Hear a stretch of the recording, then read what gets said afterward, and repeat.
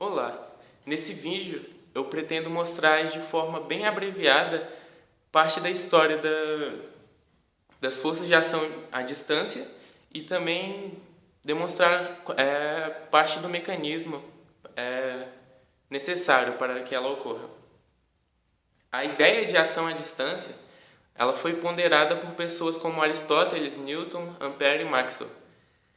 E eu vou começar falando por alguém que não concordava com ela, mas que a sua ideia foi aceita por quase 2000 anos, então é importante frisar.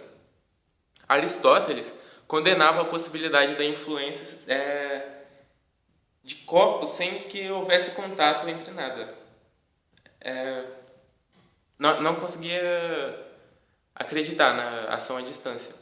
Ele não acreditava na existência do vazio defendido pelos atomistas, mas sim que todo espaço era preenchido por uma matéria sutil, como um éter. E era por meio desse éter que os dois corpos iam interagir. Então haveria contato. Porque ele achava que um corpo não pode agir onde ele não está. Seu trabalho dominou o pensamento ocidental e por quase 2000 anos foi a ideia mais aceita. Então apareceu Newton e ele tentou encontrar modelos de interação gravitacional supondo um éter de densidade variável entre os corpos. O gradiente de pressão, a diferença de pressão entre esses dois corpos é o que causaria a atração gravitacional. E isso acabou não estando correto.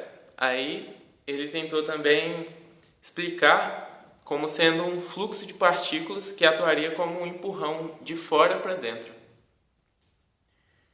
Mas também não estava correto.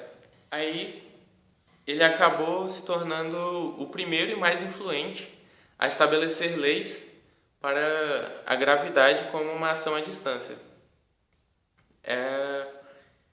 Ele formulou que a força gravitacional seria igual à constante gravitacional multiplicada pelos produtos entre as massas desses dois corpos e dividido pelo quadrado da distância entre eles. Então, se um objeto está ao dobro da distância que ele estava originalmente, ele vai sofrer apenas um quarto da força gravitacional que ele sofria antes de se separar. Aí, essa ideia também foi muito aceita e até hoje é muito utilizada em mecânica, física básica. Mas Albert Einstein viu que ela não funcionava tão corretamente. É uma ótima aproximação, mas não a mais correta. Então ele estabeleceu que a gravidade, a força gravitacional, seria a deformação causada no espaço-tempo por objetos com massa, formando um campo gravitacional.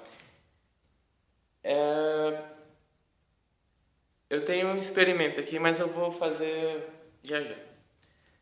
Então, o campo gravitacional, ele é a modificação do espaço ao redor dos corpos.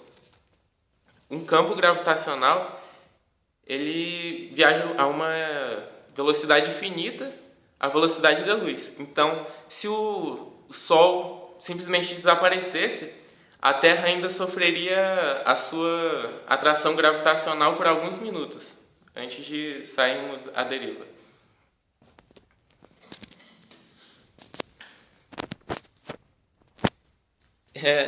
Aqui tem uma representação do espaço-tempo como sendo um lençol elástico e rosa com bolinhas. Aqui dá para ver que ele está reto quando você coloca um corpo com massa nele. Causa uma deformação e é isso que vai determinar que quando outro corpo passe perto, ele vai sofrer a atração. E dá para ver ainda dependência das massas, colocando um objeto de massa menor, ele sofre uma atração menor também. E é isso, galera.